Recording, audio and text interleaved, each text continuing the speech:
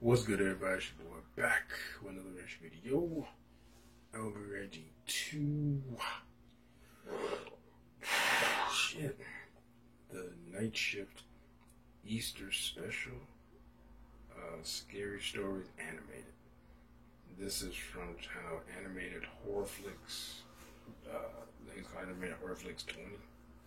We have reacted to some of their stuff before, so Night Shift has always been my favorite shift. I worked numerous jobs, and it was night, and they always like, what shift do you want to work? I'm like, night shift, and it's usually the shift. It's usually the one that's hiring, because a lot of people don't like working night shifts. I love working night shifts. If anything, I hate working day shifts, like either night shifts or like evening shifts, where it's like from probably like 3 to 10 or something like that. And then night shift is like from like 11 to 3 or 5 or something like that. It just depends. But yeah, I love night shifts. I love them. No one's really out. You go, I remember I used to work night shifts when I was in not my first job, but my second job.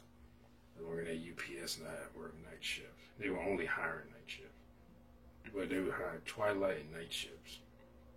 But I was going to school at the time, so I couldn't work twilight because I was going to school from like 7 in the morning to like 5:45 in the afternoon. So I didn't have enough time to get actually. Twilight, I think Twilight had,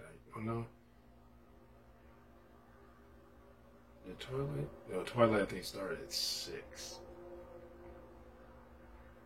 I think you had to be there at 5:30, but I think it started at 6, went until 10, and then I had to be there at 10, but my shift didn't start till 10:30, I think it was. But yeah, I love that. Then like my coworkers, we go to IHOP when we get off sometimes and go eat, and but I had to, it's like those are always rough because then I'd be awake, and like I had to be, like I would get off work around 5. Well, no, we got off work, it was 3:30, sometimes it'd be 5 depending on how busy we were. 3:30, and then I would go straight home. By the time I got home, it's 4. I would take a shower, go straight to sleep. A lot of times I would sometimes just put my clothes on so I could just immediately get up, and because I had to have class at 7 o'clock in the morning, and that was rough. Yeah, a lot of times, like when I got home from school, it was well after 6, and I would immediately try to go to sleep so I could get that time to before I had to go to work, and that was rough doing that. I hated that. But I was trying to hurry. I was like, man, I'll do this, hurry up, get my degree done. Still ain't got the damn degree. Even though I was in business administration back then. But anyway, let's get into this. Only like a little bit over 8 minutes. Here we go.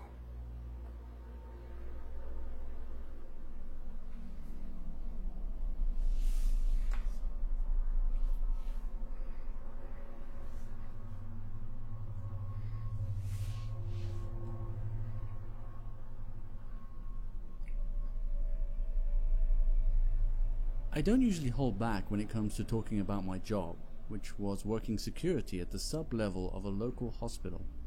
You'd be surprised to know how common break-ins were at that place, which usually ended up being a couple of junkies trying to get high on some of the weird chemicals that were being kept in the labs. It started out as a regular graveyard shift at work, but I'll lead in with a curious backstory regarding the doors that led to the morgue.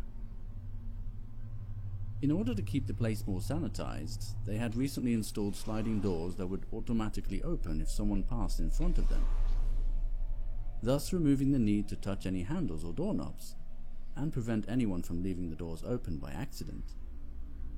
Hygiene played a major role at that morgue, and it had been on the agenda for the past few months.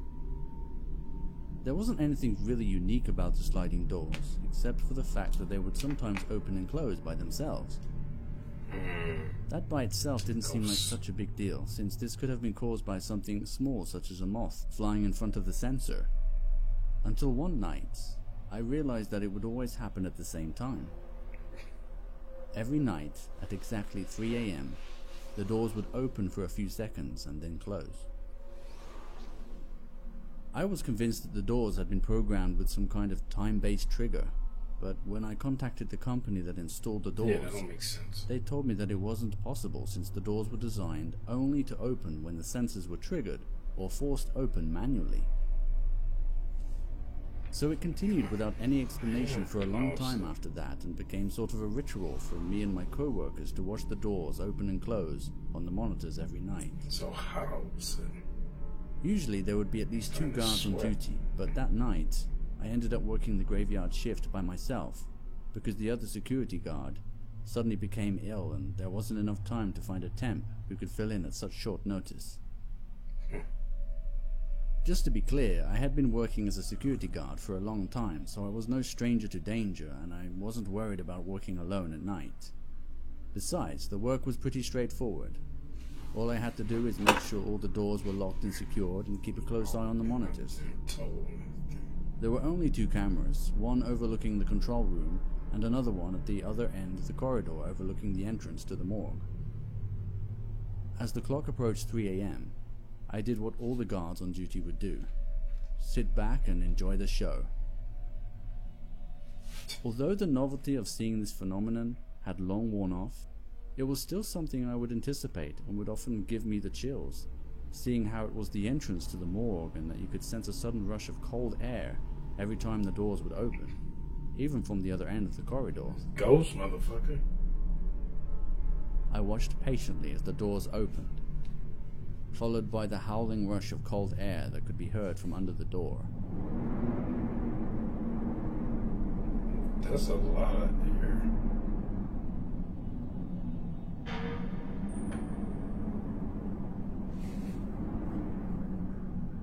It was when I glanced away from the door and looked to the monitors that I noticed something strange. The doors remained open. At first I thought it might be a glitch with the monitor and I was simply looking at a frozen frame, but then I saw the lights flicker. I waited for a few minutes, but it soon became clear that I would have to head on down to the end of the corridor since it was strictly prohibited for the doors to the morgue to remain open. As I stepped out into the corridor, I acknowledged a significant drop in temperature, which I knew was going to get considerably worse as I approached the morgue. I gradually made my way down the corridor and turned the corner that ultimately led me to the sliding doors. I had hoped that the doors might have closed by the time I got there, but just as I had seen on the monitor, the doors were in fact still open and the camera was functioning normally. I tried waving my hands in front of the sensor, but to no avail. The doors would not budge. I reluctantly contemplated my next option, which was to test the sensors from the other side, requiring me to enter the morgue. But I decided to take a look around first to see if I could observe anything out of the ordinary. Tell me you're going in, the doors don't close. Only when I turned my back to observe the corridor did the doors finally close, which was quickly accompanied by a cold chill in the air. I could feel an overwhelming sense of someone standing right behind me as the hairs on the back of my neck began to spike.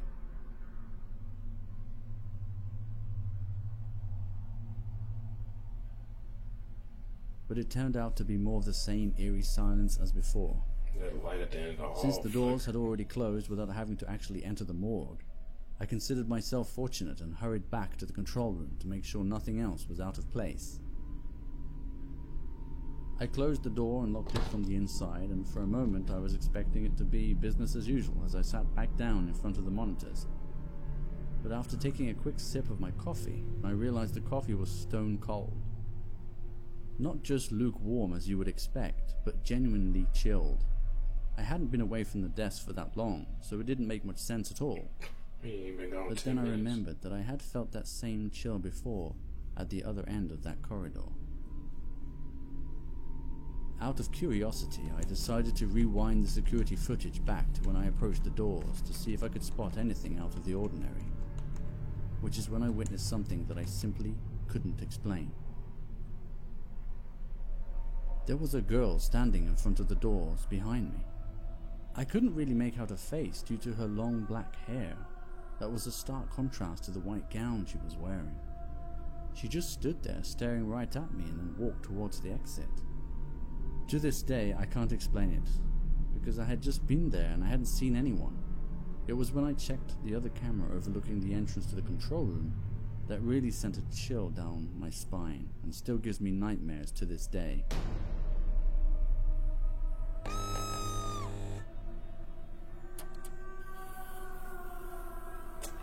Fuck this. Wait, what? When the lights came back on, it was as if nothing happened. Oh, the lights were... The door to the control room was open despite being locked from the inside just moments before. Due to the mysterious power surge, most of the data on the drives had been completely corrupted. Damn, But some of the security footage did survive, and I've been holding on to it ever since. I guess now would be the time to ask yourself, do you believe in ghosts? Why did they leave that body out like that? Shouldn't that be in one of those containers? No, my friend, I do not believe it. Hey folks, if you want to see the footage from the camera overlooking the entrance to the control room, please help this video reach 5,000 likes and I'll upload it to my Instagram account. If you enjoyed this video and would like to see more, please share and subscribe if you haven't already and smash that like button. It helps tremendously and guarantees more content from this channel. Well, I guess it's just called animated horror flicks. I don't know why he has the 20 down there and that watermark. Unless that is, I don't remember. Anyway, fucking The Grudge, walking around there. That was kind of creepy the way he looked, and she was like, just like she didn't, because he said he felt the hair on the back of his neck stand up. I thought he was gonna do something like she was gonna be like right up on him, but she was like right at the door. He like right as you turn into the hallway. Look, and she was like, and then this bitch come in the door. The door was locked, so then the door opened, and she fried most of the service. So he lost most of the footage. Like, is she a spy? Like, you have to destroy the evidence of the footage so people don't know you were there. I don't care. I still love night shifts though. Night shifts are still my shit. I deal with a ghost. I'll be like, what was that? It was that thing. It was on. I think it was on. It was a cable network, and I remember the guy had like it was on Halloween. He had like a pumpkin on his head, like all black, tight suit. He was like in a cemetery. He was just like dancing, and I remember it became kind of like a meme when people said, "What if someone offered you it was like $100,000, $100,000 thing a month, or every 6 months or something like that, to watch to be secured at a haunted graveyard." And then they showed the gift of that guy like this. If I find it, maybe I'll put it in the video, but if I remember. But yeah. Anyway, I'm about to get up, and my ass is hurting, my back is starting to hurt. I thought this would be better. I mean, it's a little bit better sitting on my bed, but my ass usually doesn't hurt, on my bed, on my ass. And now the pain is moving up to my lower back where my back is fucked up. Anyway, I hope y'all enjoyed my reaction, and if you did, be sure to hit that thumbs up button down below. Share, subscribe to me, hit that bell if you want to be notified when I upload new videos. Comment down below, share this video. I'll see y'all next time. Peace.